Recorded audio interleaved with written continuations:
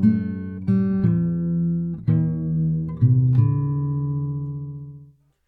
evening, good morrow, and good day, and welcome to another campaign diary and Q&A here on the Slice and Dice channel, talking about session 13 today of the Manylands campaign, which was our most recent episode, aired on Monday at 6 p.m. here on the channel. You can watch that now on Twitch, and it's now uploaded to our YouTube channel as well, where you can watch it. That's Slice and Dice on YouTube. You can also find it by typing Slice and D6. You should be able to find us, no problem at all.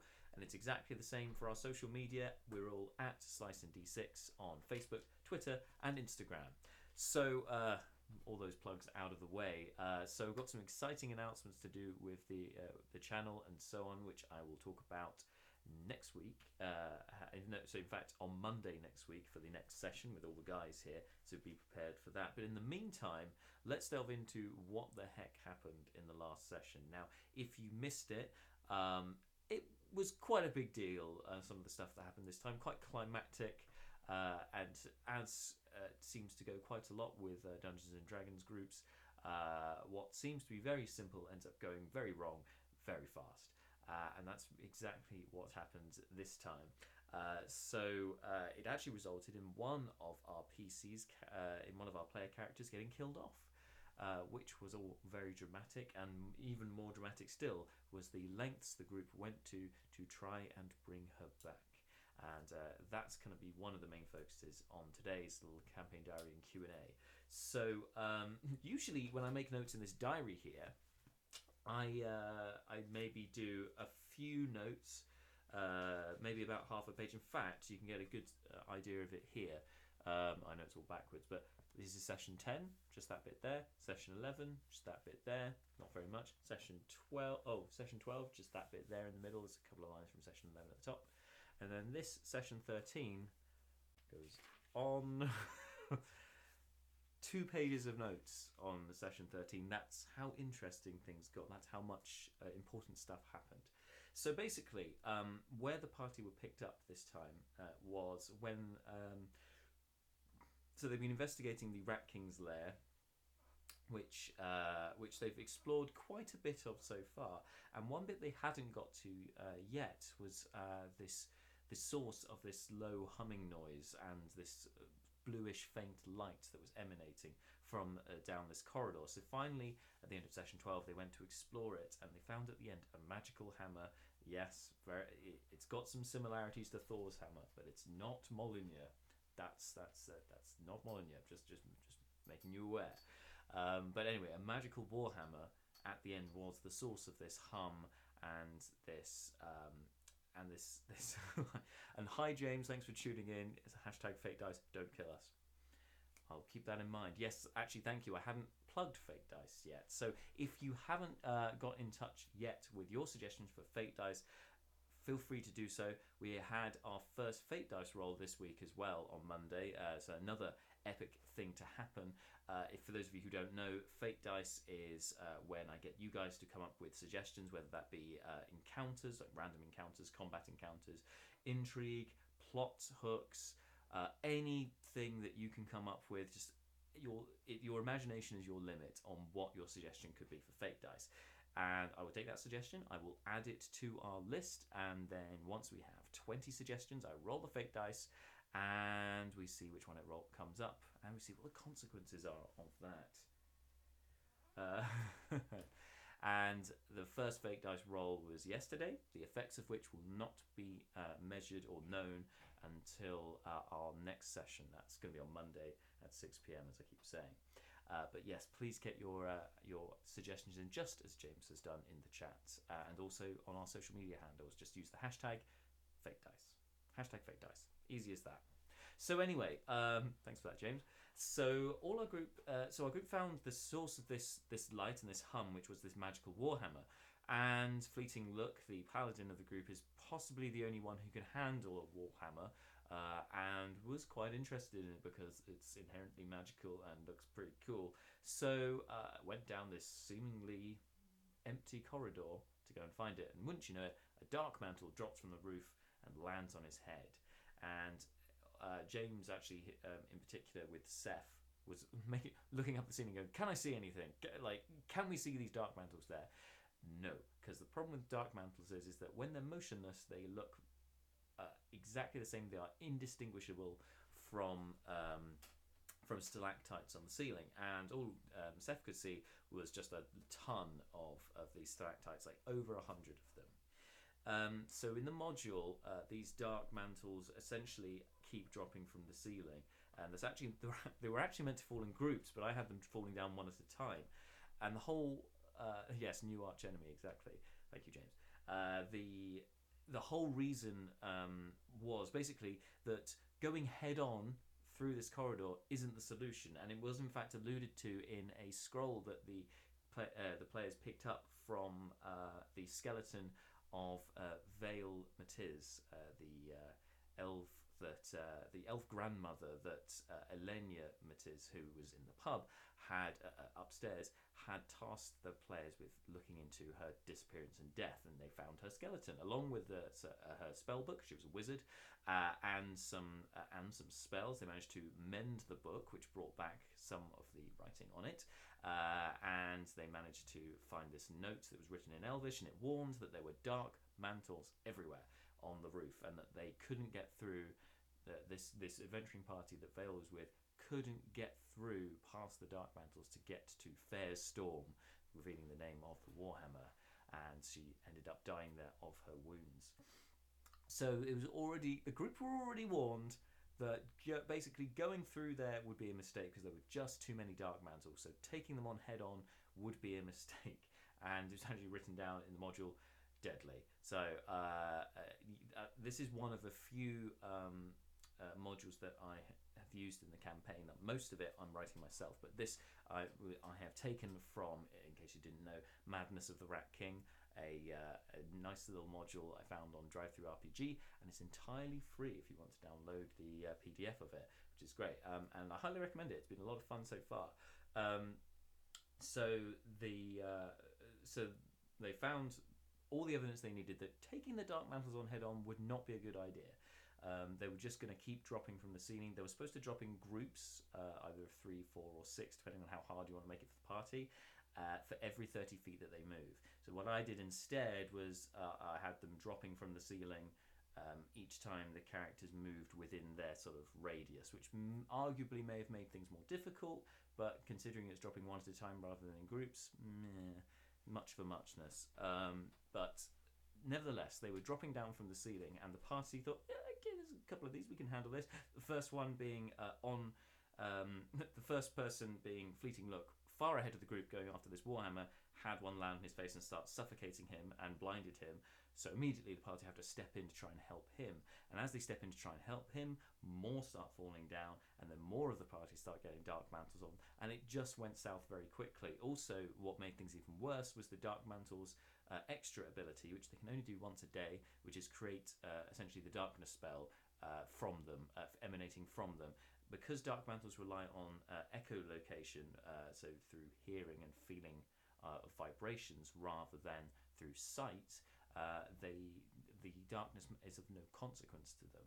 But for the rest of the players, it obviously is going to prove a problem because it's a magical darkness. They can't use their dark vision to see through it, and it certainly did throw a spanner in the works for them. So it ended up through some fortuitous circumstance that the rest of the party were cut off by this blanket of darkness, and on his own up ahead, wouldn't you know it, about half an hour or so into the session, Fleeting Look is then by himself looking at the hammer with darkness behind him, and Dan said, I assume that the party's doing fine, and carries on and grabs the Warhammer. And as he does that, the light then disappears from the Warhammer, and it gives a sort of electricity, a bit of a static shock to him as he grabs it, and he now has the possession of that Warhammer. So in that sense, the party did fine. They achieved their objective. They got the Warhammer.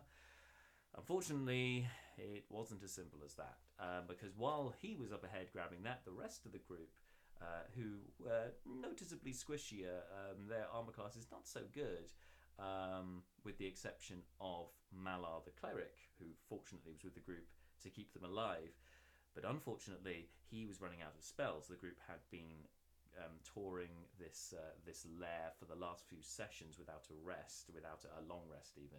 So this proved to be deadly because it meant that although Malar could usually bring up fallen characters with just using the healing word bonus action spell, which is a really convenient spell, just stops them dying. No such luck this time, and he ended up using the last of his spells, trying to, I think, bring Seth up after Seth went down. Fleeting Look went down one time as well before that happened. It all just got quite messy for the group, just because each time they picked somebody up, somebody would fall down, and this just got more intense. So Seth was down for a few rounds, but he managed to be stabilized. And most tragic of all was that Neris, our elf sorcerer, the biggest squishy of the group, you would say, ended up tragically getting killed. And what happened was that she had a dark mantle attached to her face, as did most of the rest of the group at one point, ran off ahead because they tried to run even though they were blinded, for which I have a random directional dice which used to be used in I think in old school Warhammer in the battle things, but thank you for reminding me of that. I'll get to that in a sec. Although it's not used anymore in Warhammer, the multi-directional dice, it's perfect for this kind of scenario to randomize the direction. And what happened with this random direction is that Neris runs full pelt into a wall, and bearing in mind she was very low on HP anyway with this thing on her face, ran into the wall and it knocked her out. It did enough damage to knock her unconscious, which is bad, but it's worse when you're also still being suffocated with a dark mantle to your face, and that meant that then on the dark mantle's go, it afforded her 2 failed death saves straight away, because when you're unconscious and then attacked in melee range, it's automatically a critical hit, and I think automatically a hit as well. I have to double check that, but it certainly is automatically a hit is automatically a critical hit. So deadly. And no, I'm pretty sure you still have to roll to hit, but yeah, automatically crits. So she was then 2 failed death saves down with only 1 left, meaning on her next turn she had to roll 10 or higher to get one success and not die. Unfortunately, despite using her inspiration to give her advantage in the roll so that she could roll 2 d20s and only one of them had to be a 10 or higher, unfortunately didn't work. It's a 6 and a 9 was what she rolled, and as that, she was unfortunately tragically killed off. Now, as James has mentioned in the chat, the reason why James went down and then Malar got him back up again and using his last spell, I think, was because it was actually Malar who knocked him unconscious, because during this darkness spell, there was one of the other players, one of the other characters shouted for Malar to help, so DK said, okay, I've got to try and help and try and swing his quarterstaff at something. And because it was dark, we then had to, I made him make an intelligence check to see if he could tell where, he could tell by listening where to swing his quarterstaff, like where this dark mantle was that they needed to help defeat. Unfortunately, that went terribly, and he ended up hitting Seth instead, knocking the elf unconscious. So he then had to use his last of his magic to try and resuscitate Seth. So yeah, it all a tragic series of events, really. I mean, in some ways comedic, but also ended up in tragedy, which was not good at all. Also, speaking of tragedy and Malar and his quarterstaff, later on during the melee, he then tried to attack another dark mantle on the floor. This time, he rolled a natural 1, and I do special things when people roll natural 1s on attack rolls. I make special things happen. Otherwise, sometimes they take damage or other effects happen. This time, rolling a natural 1 on his attack resulted in Malar's quarterstaff snapping and snapped in twain, meaning he's then left with a club, essentially, which he then threw away. So he lost a weapon as well in that fight. So again, another thing that didn't go so well. Then, on finding that Neris had died, the group, I mean, before this even happened, you could tell the seriousness at the table. And one of the things as the GM, or the DM, or whatever you'd like to call me, is reading your table and sensing what's going on. And I have to say, this was probably the first time in the campaign where everyone around the table went deathly quiet, realizing the gravity of the situation, that they needed to do something to help their friend, and they realized before that final death fail happened. But even as that happened, there was just a moment of sadness across the table, and you could see it written on people's faces. And that is another part of the game that I think often gets overlooked. I think that some DMs I've heard of some DMs who won't let their PCs die, which I think is missing out on a big trick, really, because otherwise you end up with all your actions not having any consequences. Sorry, James, you're not allowed to swear. And I think it really adds a bit of gravity to the game. It really adds some seriousness, and it gives you that. It makes it much more compelling, because you want to look after your character, you want to keep them alive. There's an element of risk involved, and with risk comes reward, and all of that combined gives you an extra sort of investment into the game and into the character, and so I think it's a very important part. I think that PC deaths should be able to happen. I'm not advocating you killing off your players' characters all the time, not at all. But there has to be that risk there. There has to be consequences to their actions. And yes, in this case was tragic and not a just end for the character. But sometimes life can go that way, and sometimes life as an adventurer would also go that way.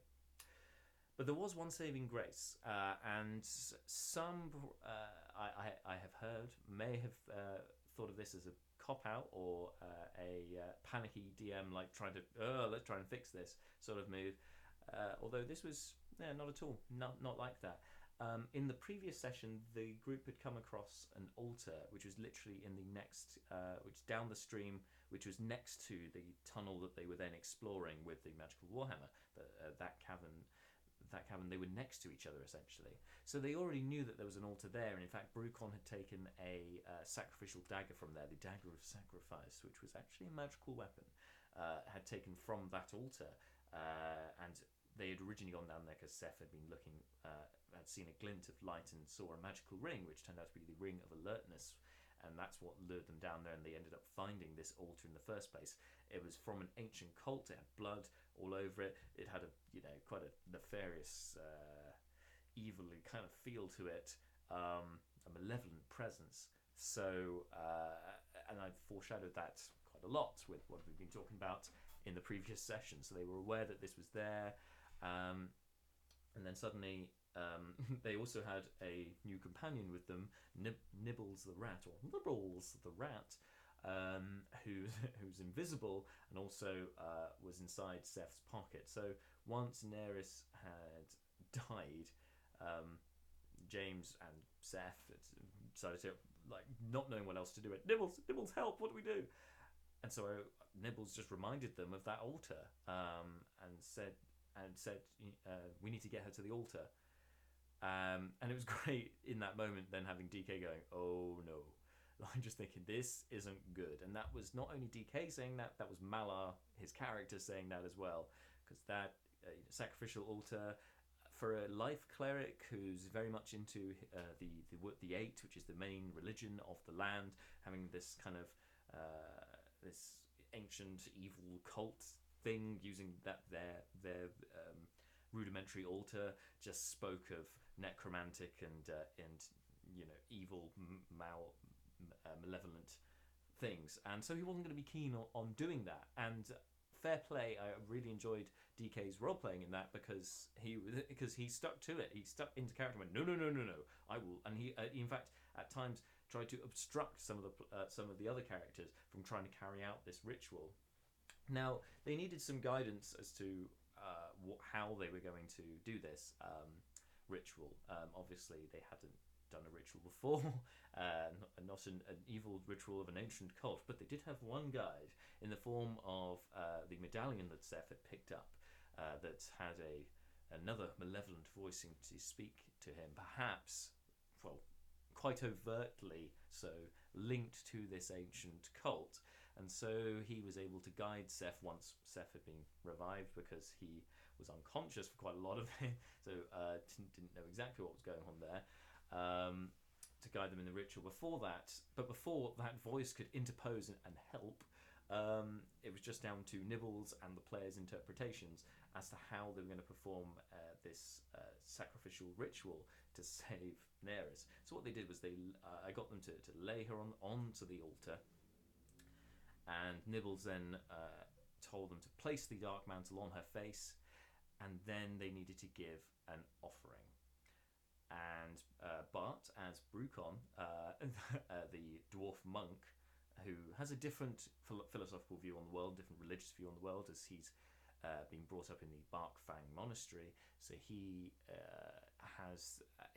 follows the balance and the maintaining of the balance between the light and the dark. And what had happened, what he decided, and I really like the role playing again in this, that he turned to the very ecclesiastical Malar and said, the balance is not defined by the eight or something similar, but basically saying that the balance, sometimes you've got to do dark things for good things to happen. I think is what he was getting at. And so he decides in that moment that a sacrifice, that killing a dark mantle, their enemy, isn't a sacrifice. So instead, he bares his chest and plunges the dagger of sacrifice into his own chest. Epic moment in the game, to which most of the rest of the players, and in fact myself, went, "What? Like, what are you doing?" Brucon only had 1 HP anyway, so in that moment he was definitely going unconscious. And the danger was that he could have just killed himself. He would have just completely died.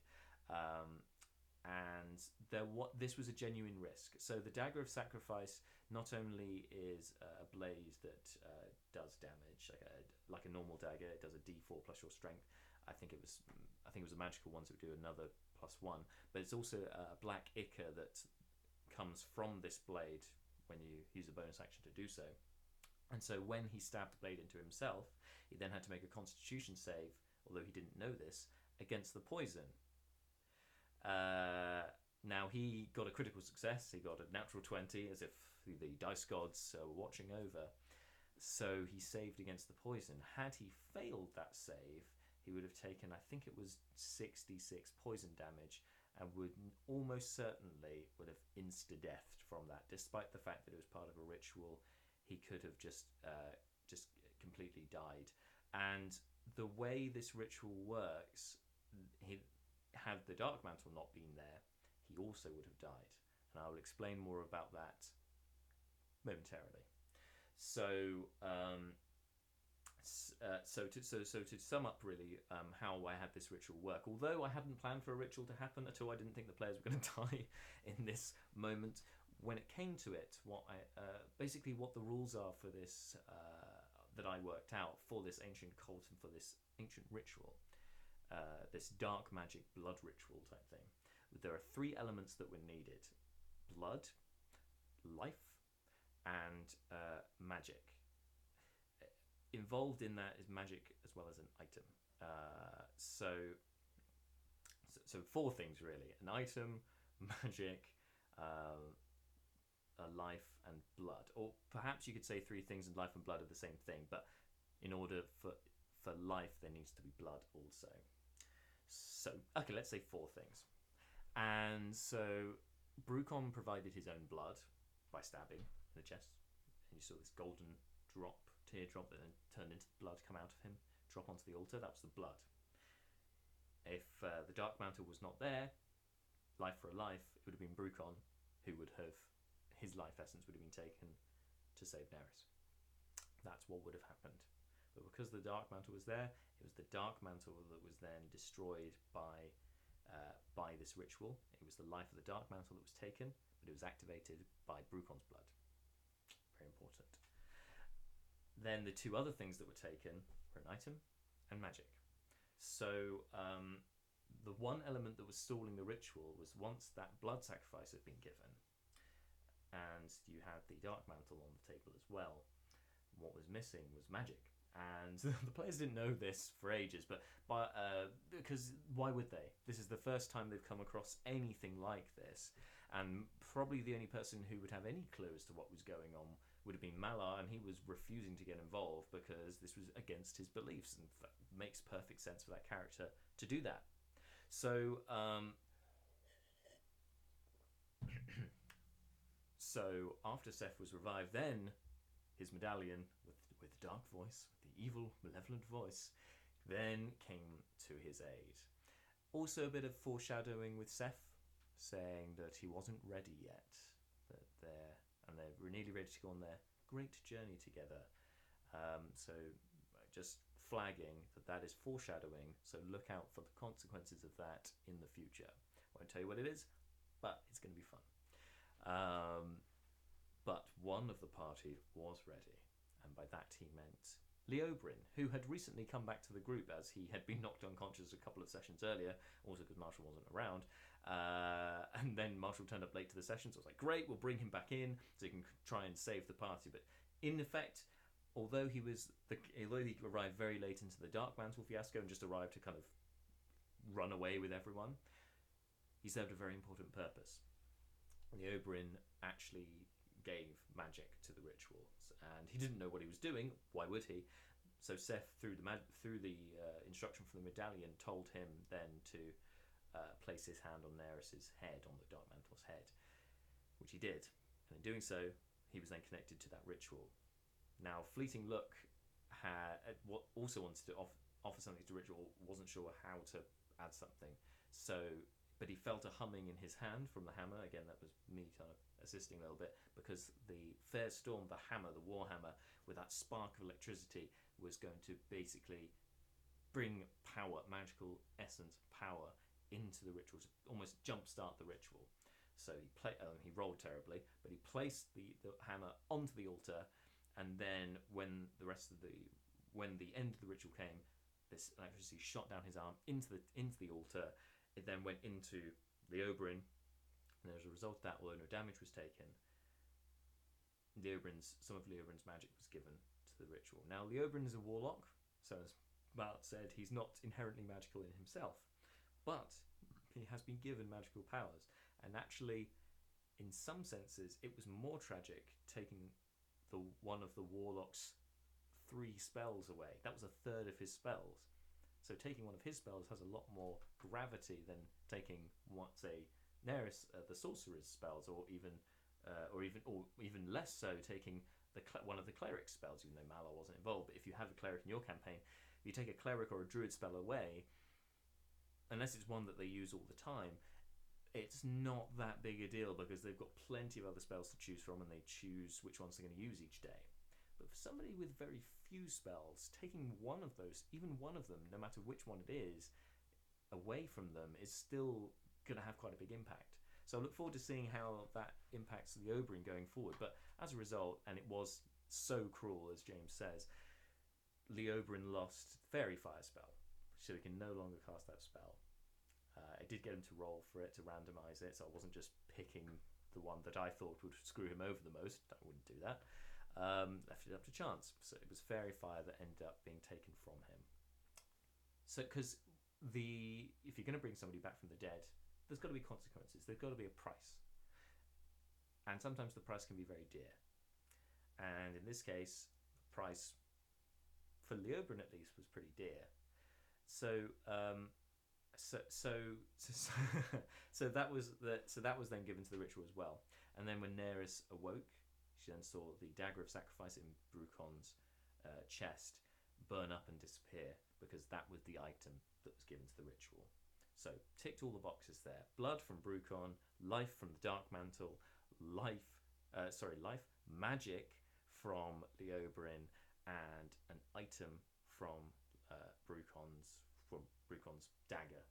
So with that's all of the bits necessary for this ritual to be completed. So if you're thinking of running a dark ritual in your campaign, I can suggest that's a good way to go, doing something like that. You've got to make sure that there's a price to their actions, so that it doesn't feel like it's a cop-out. It doesn't feel like you're just trying to fix problems, you're just trying to make the players happy. Because ultimately, by trying to make them happy, you're not going to make them happy. It's a hard thing to get your head around, but sometimes you want to leave them hungry for more and wanting more. So yeah, so though some may have thought that this was a cop out to try and save Marta's first ever character, in fact, they had every opportunity to not perform the ritual. In fact, Malar didn't want to perform the ritual. They had every opportunity to just let that character go and make their peace with it, but instead they decided they wanted to bring her back. And fair enough, I probably would have done the same, playing in a D&D game. And that is what happened, and there may well be repercussions. And speaking of foreshadowing, as I was earlier, Nerys then had a dream when she was brought back from the dead, and in that was fire. She loves fire anyway, fire all around her, but also she saw this red dragon come out of the fire. Make a note of that, foreshadowing. Red dragon is very important to Nerys, and yes, she is a draconic sorcerer. I think you can choose which kind of dragon as well, and if she would definitely choose the red dragon. So there's definitely a link there anyway, but just signposting that it will be important as well going forward. So it was some interesting stuff to happen especially towards the end of the session. It suddenly just went it just exploded into this chaotic and exciting activity. But also, probably one of the most rewarding things that I've had so far in this campaign was, for one, this was the first time we've had a really serious moment in the campaign, and I knew this in the moment. You could feel it in the air; it was palpable. But also the fact that when I was giving these descriptions, so for instance, talking about when Nerys was then brought back and how this ritual works, the entire, or even I think when she died as well. There was absolute silence from the table. Now, when you're playing with 6 other people, it's never normally quiet. Normally, there's at least a couple of them having a chat about something, but in this moment, all 6 players were completely tied into what was happening, and they were just looking and they were just listening, giving me their 100% attention. And as a DM, I've got to tell you, that is one of the most rewarding things when you're playing the game. Now, I'm not saying that I want this to happen all the time, of course not. Especially in the light moments, it's nice to have that banter. But in serious bits like this, when you can see the investment, the emotion, and the rest of it from your players, there's no other feeling quite like it. I'm actually getting goosebumps just thinking about it. Like, that is, I'd say, one of the things that, as a modern DM, that you kind of strive for in your games, to have those kind of great moments of pathos and anguish and complete and utter attention. The magic of storytelling, you could call it. I could go on, but let's just grab the rest of my notes. But yeah, and then once that ritual was complete and Nerys was brought back, Malar then grabbed the unconscious Brucon and left, with everyone else following up behind him. And again, this was a great way to end the session, saying we need to have a serious conversation about what just happened. Leaving it, so I'm really looking forward to seeing what the other characters' perspective is on the events of this session going into the next one. Because it seemed that apart from Malar, everyone was pretty game for doing a dark ritual, with an ancient cult of some variety. Like, worrying. But the rest of them were like, nope, we've got to bring her back. That's fine. And I think from reading their character backgrounds and so on, it was fairly on point, I think, for them to be that way. It was a compelling and interesting session, and if you haven't watched it already, I suggest that you do so. I mean, I would anyway, but this one in particular, it demands your attention. So as I said, you can catch it on our Twitch channel for the next week or so, and you can also find it forever on our YouTube channel.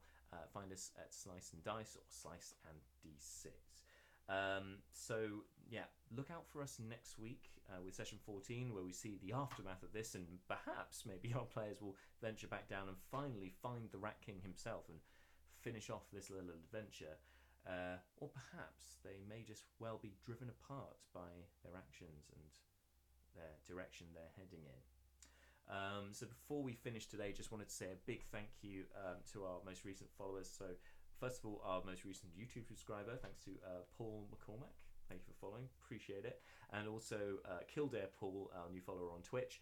Might be the same person, but either way, thanks. Very much appreciated, on brand. And also, keep an eye on here tomorrow from 10 a.m. because our very own Barton Marta, as if they're here, they're not, or Martin Barsha, however you'd like to, Barsha? Martin Barter, if you would like. They're doing their 24-hour stream, all in aid of Stand Up to Cancer. It's a charity, and Cancer Research UK. It's a charity very close to my heart, and I know to a lot of you out there as well. So go and support them. You can watch it here on the channel as we'll be hosting it, and you can also watch it live on their channels too.